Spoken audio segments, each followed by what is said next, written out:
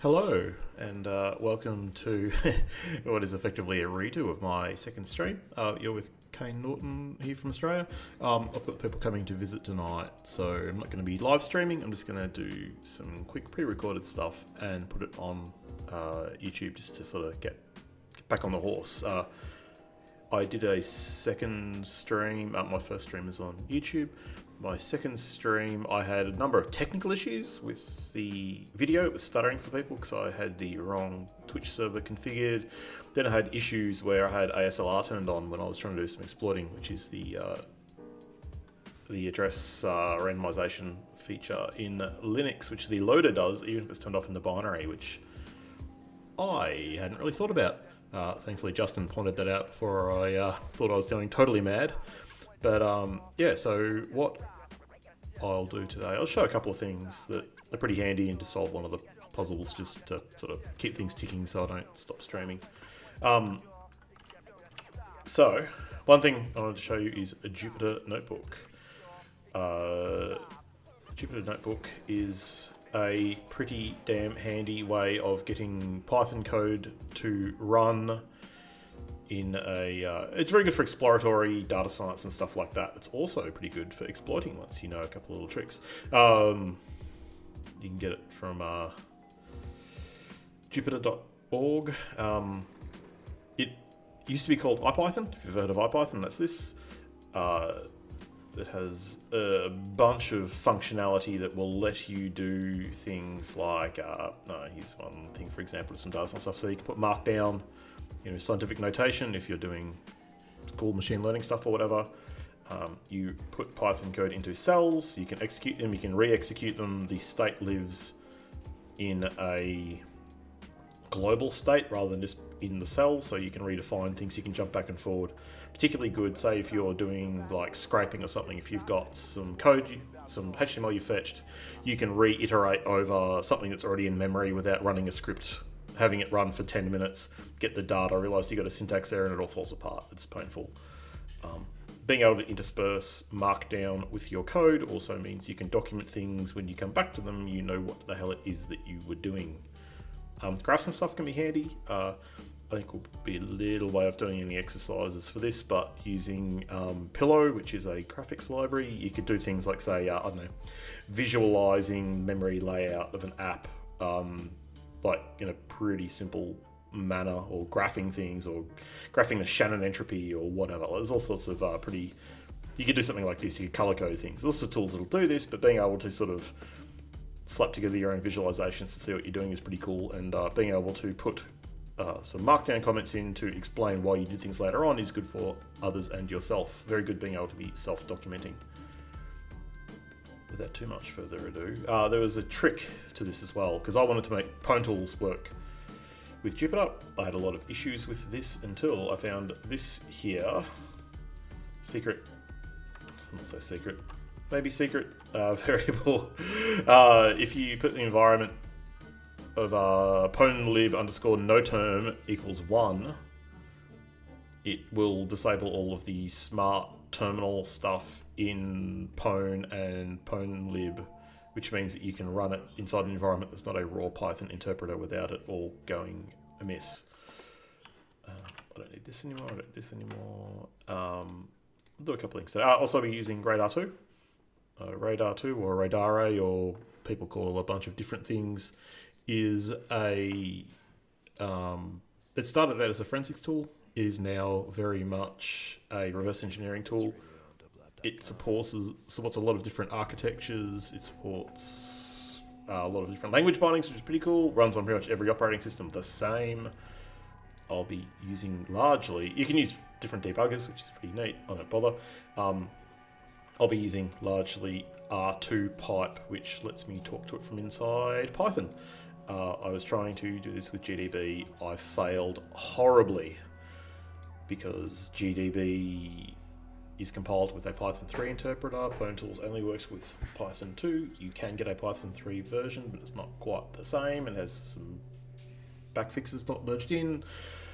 And it's just like hell. I recompiled GDB with Python 2, then found out that you can't run an Jupyter Notebook session unless you spawn it from its own like executable. So an ordinary, you can create an engine, you can have like an engine that executes the Python. You can attach to the web, you can connect it from the web interface. Normally that's fine, but you have to execute the engine itself. It has to be in its own environment, and you're very much in the same situation when you are doing GDB. So you can't mix the two together. It's just annoying. Don't bother. Give up now. It won't happen. So just to show some basic stuff here. So yes, in the last session, I was trying to. I'll show some radare2 before I go too far. So what?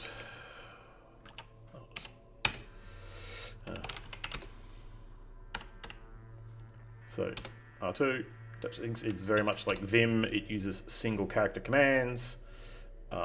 It has some of the overlap that you will get from using pwntools. Sometimes things can be hard to find. I had to ask Magin on Twitter, one of the radare2 devs, how you do some things I was trying to do return into libc, because no one on the internet, as far as I could find, knew how to do it. No one knew how to look up what the offset of an unexported symbol is. I'll show you that now, because that's a pretty handy trick. So I have started radare2 in debug mode with the binary I'll be messing with. I think I'm still in ASLR mode at the moment, so this won't be reproducible, but I'll show you how you get it anyway. So all of the D commands are debug commands. I can do db.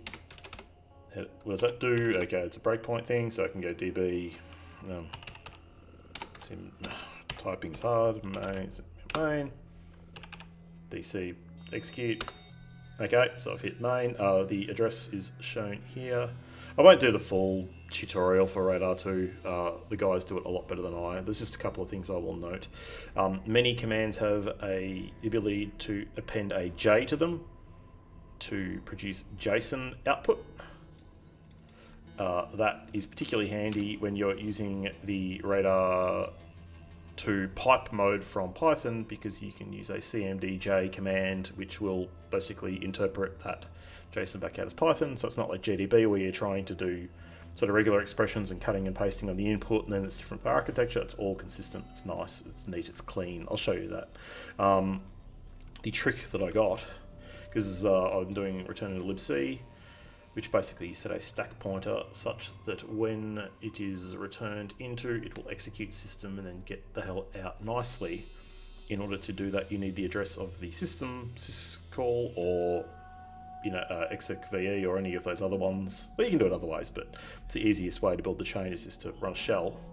But that's if I do, so AAA will analyze a binary. As I said, there's people who cover this stuff a lot better. I'm just doing the bare basics to solve this exercise so I can get the hell out. This is the third attempt I've had at this, by the way. My phone keeps ringing. People won't leave me alone. Yeah, like 4:45 on a Friday is not the day to be trying to get me to sign a document before close of business, people. So I'm currently at the entry address of main. Some commands that are very handy. dr will show you the current register states. I will see, my thing is, if I go, let me think, is, I can get the current symbols, which the analysis has pulled out. However, these are generally things like the start of sections, or in this case, things that are in the import table. So it's got like printf and string copy, the unsafe string copy, of course. The actual thing that we're running is pretty damn simple. It'll just go and it sees whether we have an argument or more than one argument or not. It will go and it'll print a you need an argument. If you don't, it'll exit. Alternatively, it will go and do a unsafe string copy into dest, which is a statically defined buffer on the stack. On the stack. Cool. Yeah, I thought that's what it'd be. So basically, read something from argv1 onto the stack and then prints it. There's actually multiple ways you could exploit this, but I'm just going to do one because, as I said, I want to get in, get it done, get the hell out. I'm mainly trying to cover how to solve this class of vulnerability. I like to do these things in a way that are programmatic. That's my ultimate goal, because everyone else has done these things by looking things up in GDB and then just bashing them out. I want to try and come up with a generic solution to a class of problem, not just this problem. So, without further ado, so yes, I wanted to get symbols.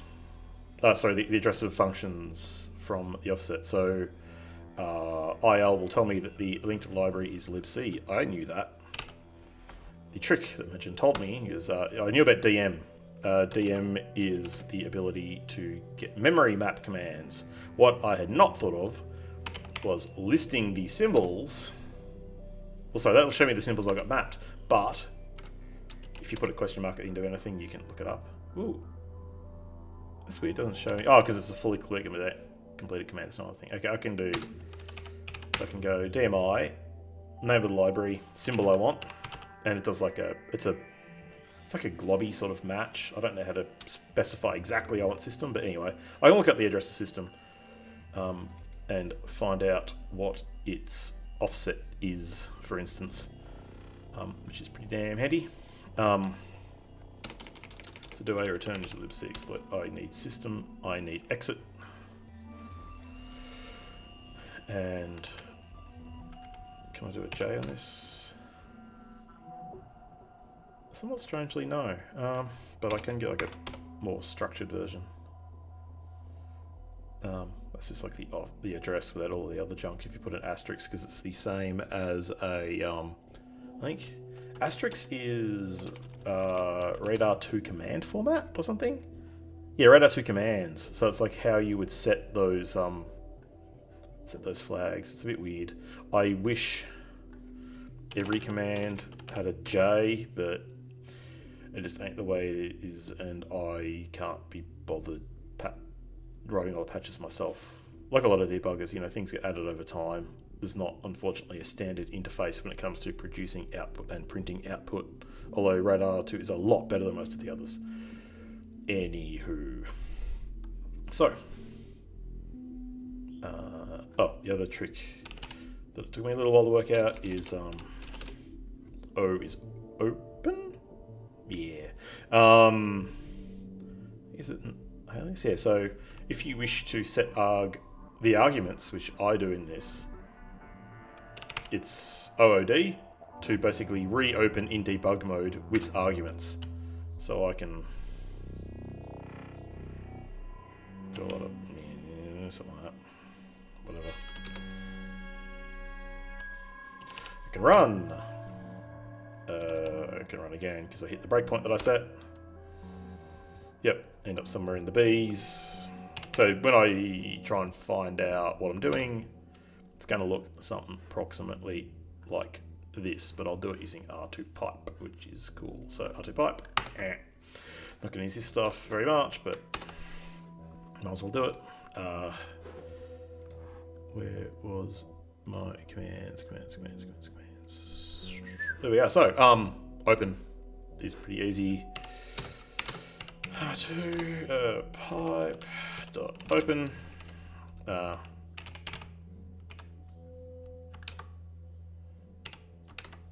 It's an object in Jupyter. You can do a question mark to get the doc string help, which is sort of handy.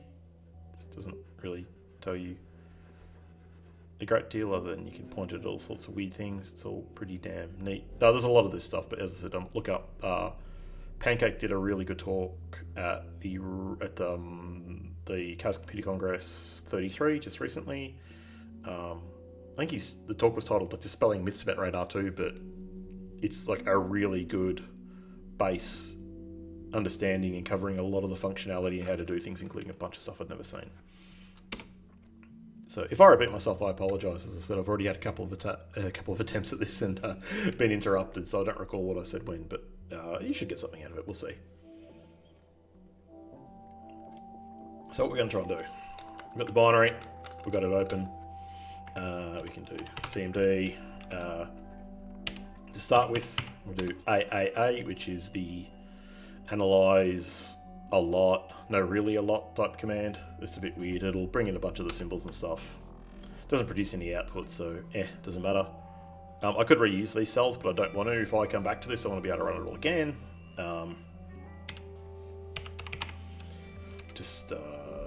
Let's say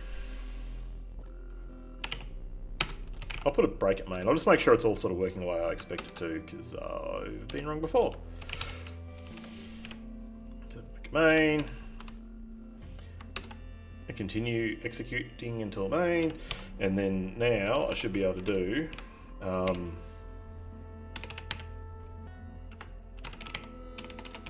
printed all that for me. Cool. I don't recall whether there's a J. There is a J, which means I can use CMDJ, and then I get a nicely formatted Python string out of it. So I can get like, oh, EIP 0 because it's crashed, of course. No, it just exited. That's right. Because I kept going. Hang on, what? Oh man. Did I?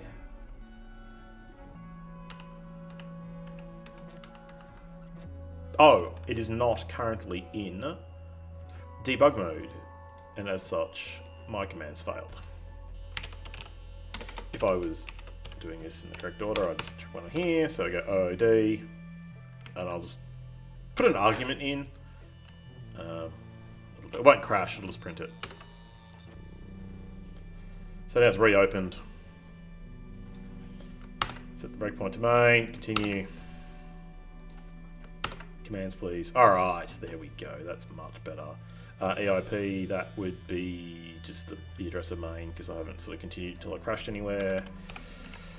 Let's go back to doing it with the JSON mode, and yeah, there we go, cool. I'm seeing the Python representation there, so that's cool. I can just EIP, cool, rock and roll. Alright, continue again. It produced the output that the code did because everything was all cool. I can do something. So I can keep reloading this. It's all nice and neat. What I want to do is I want to know what the how long the string has to be to make it crash.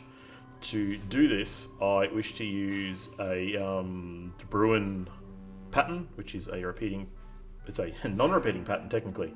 It's cyclical, so any 4 characters will only appear in that order once within the actual body of the text. So what I will do, I need to make me a pattern.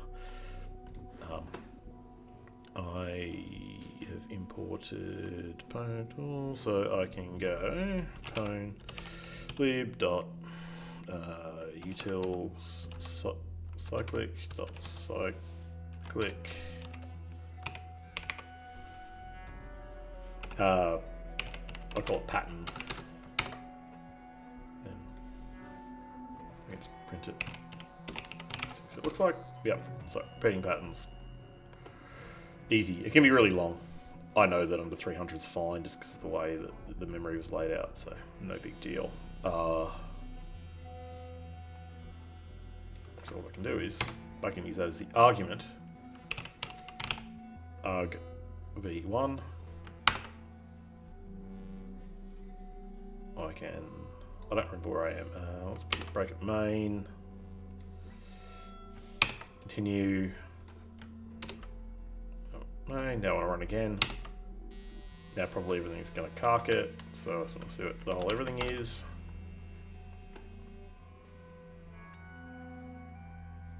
Yeah, okay, so I reckon this is probably... Oh, I'll just do it in regular mode because I don't recognize it in ASCII. Here we go, that's better. When I can see it in hex, I'm like, okay, so EIP, it clearly ended up somewhere it didn't want to be. 62, 61, 61, 60, 61, 6B. So like, I could look for that in here somewhere, but I don't bloody know. I don't need to know because I can do cyclic find, and this will tell me 140 characters. This is 140 characters in, or it's 140 characters. So that's the length of the buffer overflow that I need to execute. So I can prove that to myself, because I often doubt myself in these things. 140 plus BBBB.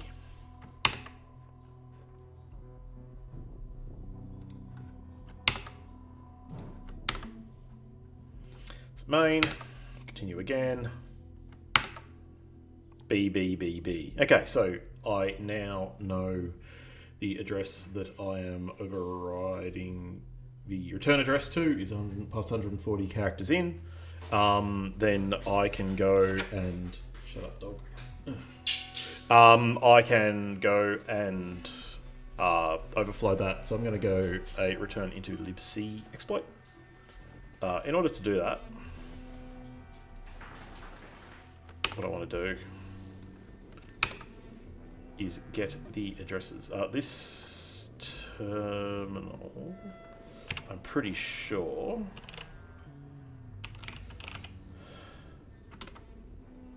ASLR is disabled. I wrote a little program to pull the personality out of the kernel. I couldn't. Set arch is used to set ASLR mode to be off, which is really hard to find if I'm honest. You basically change the architecture you're running under to put on address space non-randomize. It took me forever to find it. A lot of people turn it off in the kernel. You don't have to. You can turn it off in the process space you're in, much like ulimit, which is pretty neat, I think. ASLR's turned off, which means I can find these things and they'll be the same every time instead of being randomized. I am currently... let's see if I can do it now. So I want BMI, libc, system... Just do it in simple mode so it's going to pull out. Oops.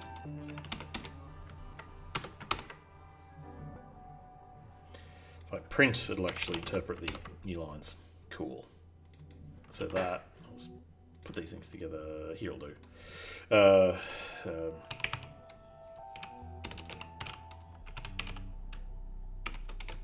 Sim system is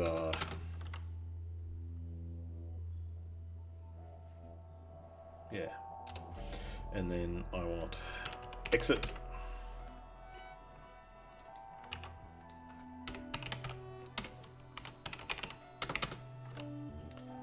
I'm curious as to whether I remember how you stack these things correctly. So those are pretty obvious, but then I need to find, because I'm calling system, I need to pass an argument to it, because you can't just run it bare, it doesn't do anything. You have to actually say what you're trying to execute.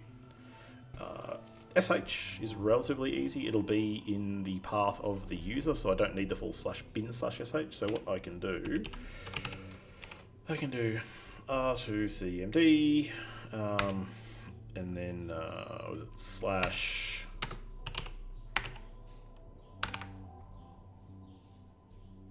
I think it's that. Whoops. Not R2. Sweet. So I don't know if there's a J for that. There is. All right, sweet.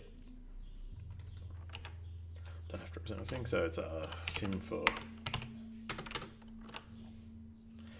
Cool. So what I do when I will construct the command, go 140 bytes in, the address of system. Yeah, so I ran that. Yep. Then I want to go address of system plus address of exit, because that will be the return address for system, and it'll just crash, it's not a big deal, but then I want on the stack to be shell, because that's where it's going to look for it. So in theory,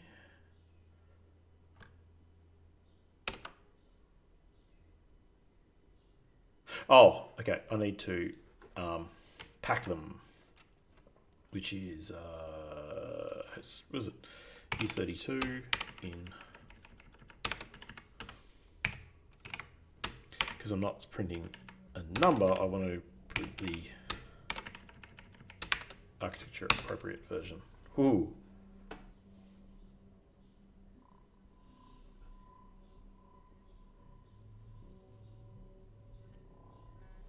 I could have sworn.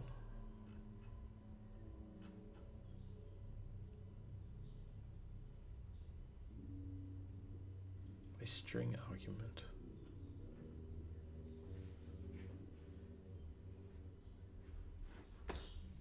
That's interesting.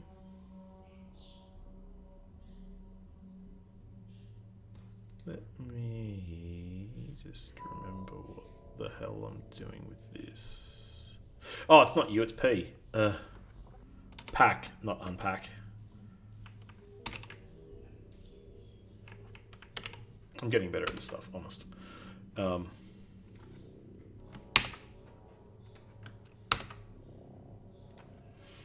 Stop again, run again. Yeah, sick child received, which means that it is no longer the dominant process and it is spawned off, which is success for us. I could use, there's a few ways I could go about this. For the sake of a simple life, I'll just use the pwntools run command stuff to execute this. So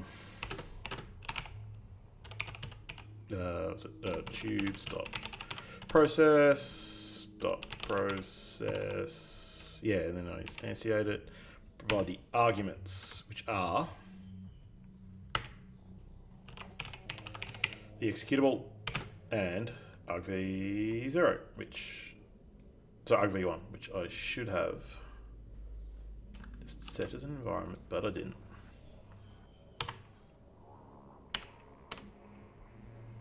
So then I can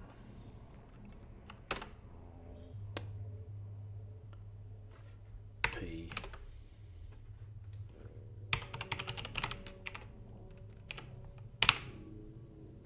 I can send ID, for instance, won't do anything much. It stopped with 0. Because what? I suspect the way it does the process stuff is actually a little bit wonky. That's my theory.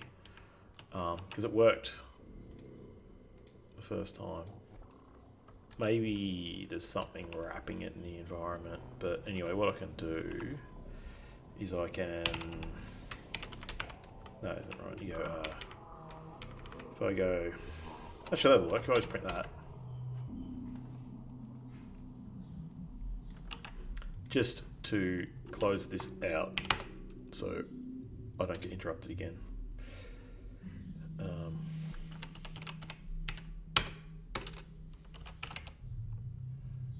There is a way of interpreting this.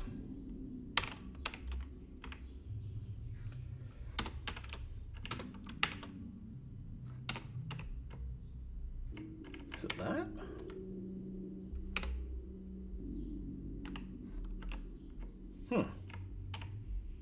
Well, I could always just... I kind of think I could do this with... Yeah, I did too. Okay, I've done this. This is the wrong offsets, I think, but...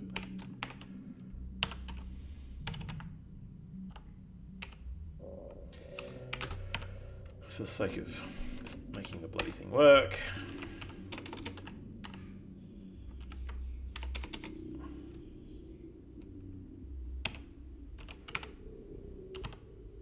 Oh, no, nothing like that.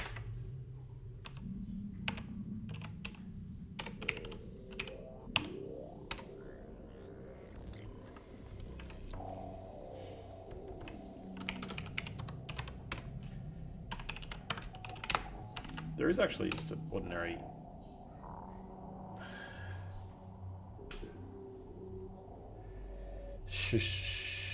Oh, I know what I did wrong. I know exactly what I did wrong. When I looked for an offset,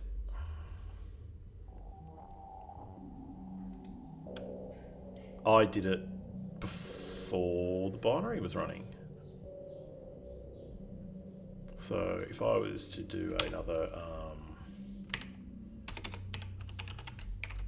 because you got to wait till everything's mapped, otherwise it'll get changed when it mapped. Because when you run something in radare2, it doesn't break on main; it breaks on the start of the dynamic loader, because otherwise things could do things in funny orders, as we discussed in my first stream, and you know, things will go amiss. I already had that in there. Whatever. Do that. We are inside the program. Now, I will get rid of the J.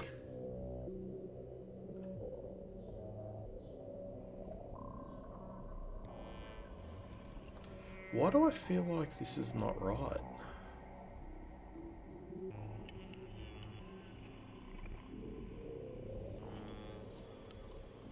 It should just be the offset of that. Which would be... Hang on.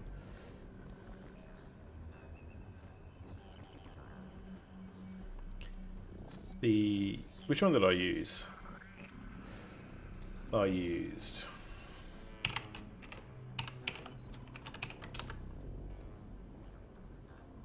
AA. I used the first one.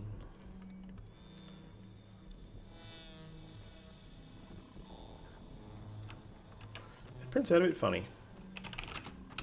I was expecting I would find more instances of SH. Like, I'm surprised there's not actually been SH in there, but anyway. I'll try the second one.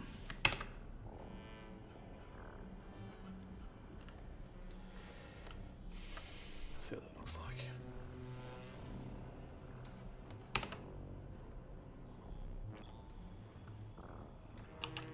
There's a way of hanging. Print unescape string in bash. It's really easy. You put it in... Oh, you just put a dollar out the front of the string, then it will unescape it. Oh, that's even easier than I thought. If I do that here... Let's try with the other clipboard.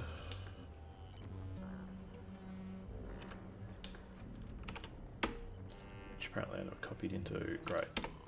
So, if I take the string...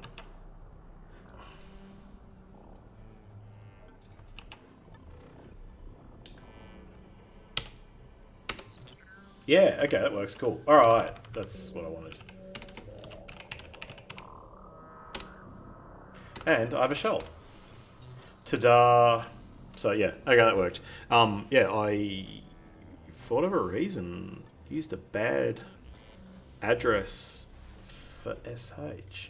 I'll have to look into that. There's got to be a better way of searching. Because I searched for SH followed by a null, but that's clearly not what I got. I might just quickly look at that before I close out my stream. Oops, narnia2. Oh, before I forget, in order to give appropriate credit to the artists involved, you are currently hearing M. Geddes Gengras of the Apocalypse Radio as recorded by Dublab from Mixcloud, who have a lot of really good Creative Commons music available. Good for just sort of background stuff, so it's not just empty silence while I puzzle what the hell's going on.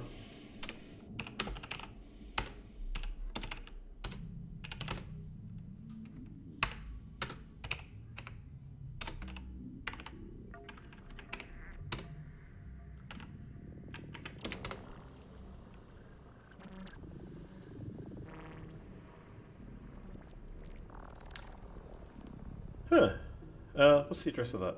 Yeah, E3. So I don't know where the AA one came from. It must be something to do with the environment as it came in, I'd guess. Like, it's pretty weird. I might have like a grubby environment here somewhere. But like... Anyway, that one is a much better one. So, like, to do this programmatically... Well, yeah, like, in theory, only one should return, it should be the correct one. But in this case, I could just go, like... Just like, I don't know, I could split on space and then take the last argument. Okay.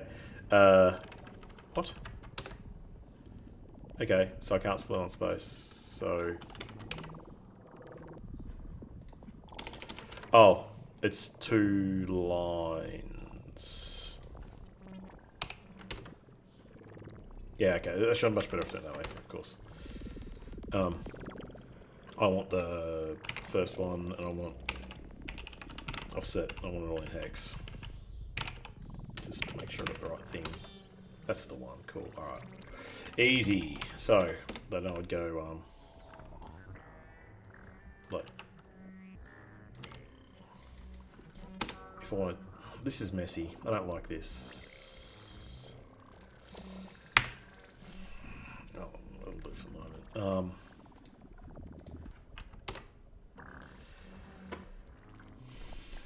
Oh, this should be sim dot.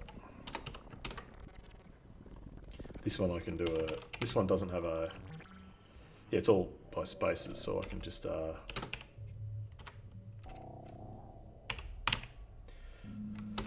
offset.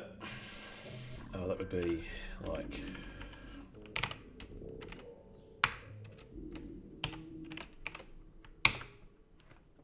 Cool. That was exit.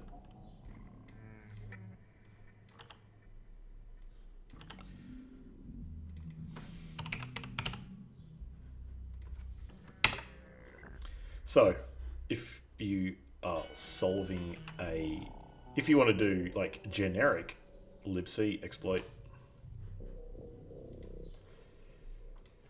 you could do something a lot like that, and then you would want to know the offset, which we worked out how to work out before, which was to run it with the Bruin.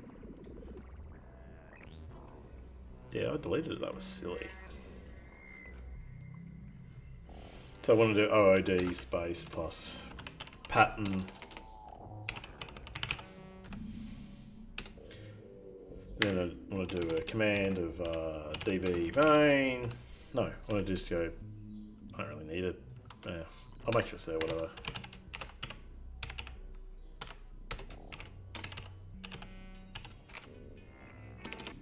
Stop at main. Keep on trucking.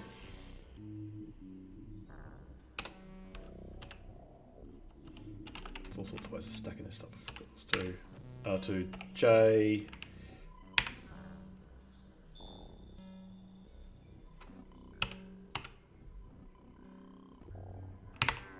Oops, EIP. So I want to go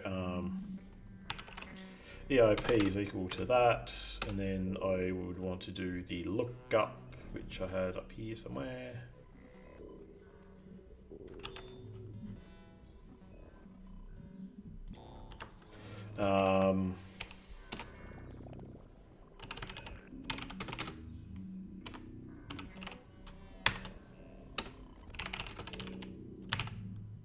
I think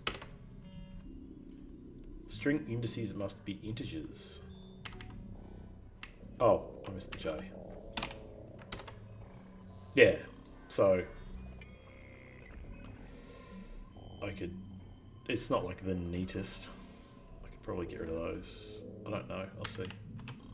I don't remember whether it sticks around or not, like the breakpoints. Clearly they do. Anyway, I could just, like, if it was a fresh session it wouldn't matter. But yes, so sled lang, so then I'd just, this would be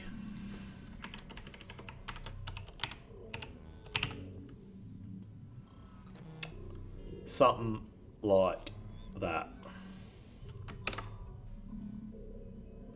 Yeah, okay, so that's basically how to sort of automate this exploit using R2 pipe. Nice and easy. One thing I was going to talk... Yeah, I might as well do it. I've got 15 minutes up my sleeve. So, the problem I had last time was because...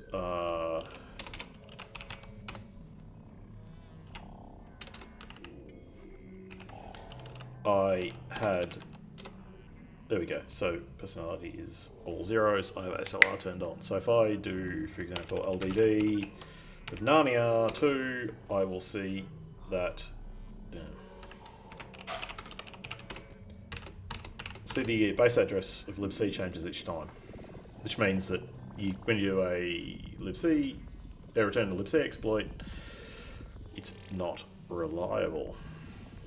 However, so we want to know, in a 32-bit address space, there is a limited amount of variation in ASLR. I couldn't exactly remember how many, so I did it the lazy way. So what you can do is go fly in, I don't know, I just want to do it like, actually, still flat. Alright, so, there are other programmatic ways of doing this. None of them are faster. Sorry, none of them are faster to work out. None of them are necessarily that much better. Go libc. Then I want to go like cut. I don't know, however long that is. Like what? You shouldn't just play higher or lower. It's like 45 to 55. Oh, so close. 46. Yes! Okay, cool. That was a damn good guess. So that is the address as it stands. You'll see the last 3 digits don't change. It's always on a even offset of...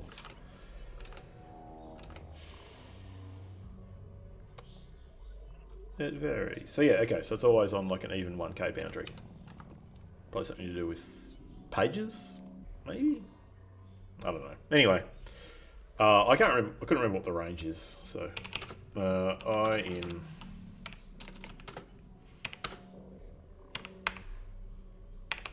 and yeah, that's annoying.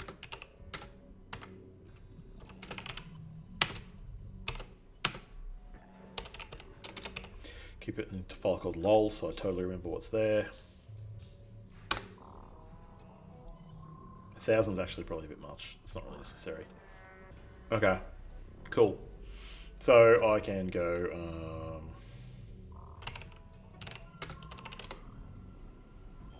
sort it.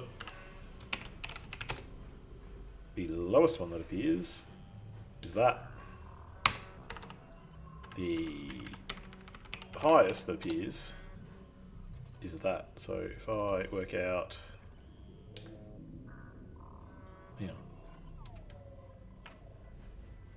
yeah, there's really not that much variation there.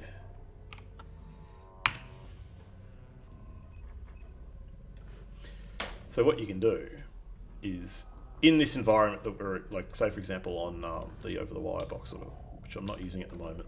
Oh, come on. Clipboard. Don't fail me now.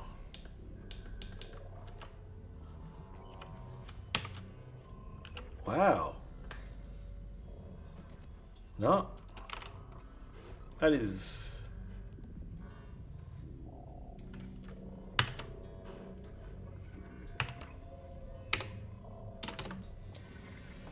So, I don't know, it's like, I want that, I want like that one. If I just pick an address in the middle, say, it doesn't matter, like they're all as likely as each other. I can just put any old address. But if I use that as the base address for libc, or actually I could use, I'm sort of wondering whether it always ends up in a different place. But basically, if all of my things for my return to libc are relative to the base of libc, including the shell, so I use it from libc as well, then that will mean that I can just go and take my... if you run it... Dang it, how many... Well, you can see from how many bytes there are here. Oh, I started losing my train again. Yeah, if I take the zeros off, because it's like... There's not very much in there. Yeah, 255. Okay, so there's 8 bits of movement. So there's 255 different places that libc could land, which means if you run it 128 times, you've got a 50% chance that you'll have an exploit that works. If you were doing this on a browser or something, you don't want someone to have to visit your exploit 128 times. But if you're doing, say, something in JavaScript where you can just run it that many times if it doesn't crash the browser for whatever reason, or in this case where it's a binary we can execute, like I don't care if it runs for half an hour as long as it ends up with the exploit. Because on 32-bit, you only have a relatively small address space. However, I wonder if my system... What's my... Yeah, alright. So looking at a 64-bit binary, however, like, that's way too much. That is... Like, if you're talking 16 bits, 32 bits... I think it's 32. Yeah, like 32 bits is a reasonably high number to count to and to get things to align on. It's still possible. More commonly, what you would do if you have the ability to allocate as much memory as you want, such as we did with the string copy when doing 64-bit. If you have like a really big sled, like, I don't know, say if you allocated, and sometimes you have to do this on Windows a little bit, if you were to like map, say, 4 meg of NOP sled, then you've got a bit of a chance of landing in it. It's a lot easier with 32. When you go to 64, it doesn't double the complexity. Whatever 32 bits is, I don't know.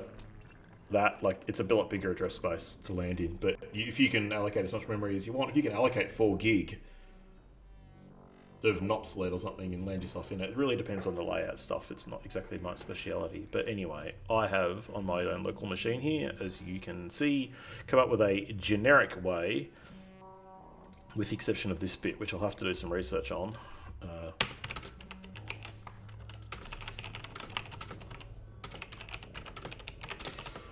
In libc only. I'll work out how to do that. Yeah, there's a few little kinks in this, but yeah, I think there's definitely... You've got what you need to be able to do a generic return into libc there, regardless of any offsets. There's nothing hard-coded. It's all pretty simple.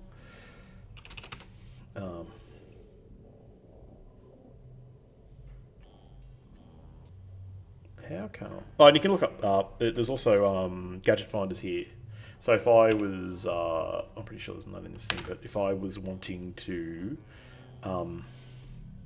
find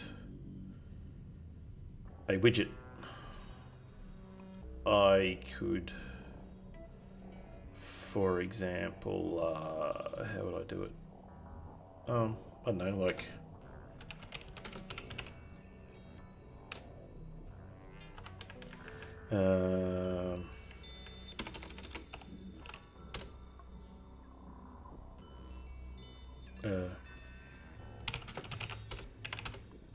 helps if it's all loaded.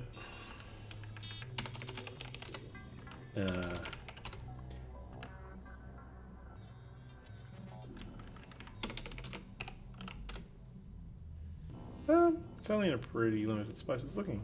I was expecting it to find something. Hang on.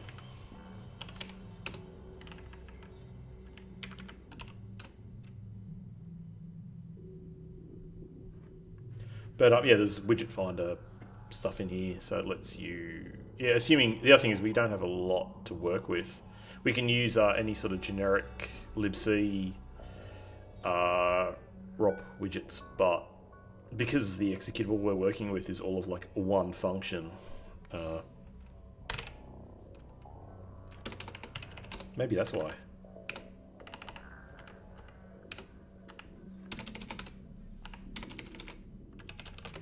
I'm calling the wrong. What am I doing? Slash A?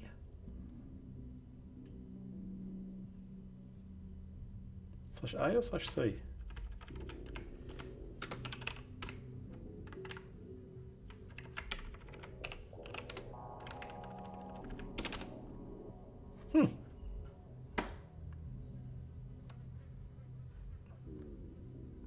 I knew the answer to this question not very long ago. Yeah, it works. Oh, it's just because it's in the local scope. That's all. Like it's in the program that I'm loading. It's not loading other things from within the memory map. I can probably use /m or something. No. Anyway, doesn't matter. Not part of the exercise I'm doing right now. Jumping to hard offsets.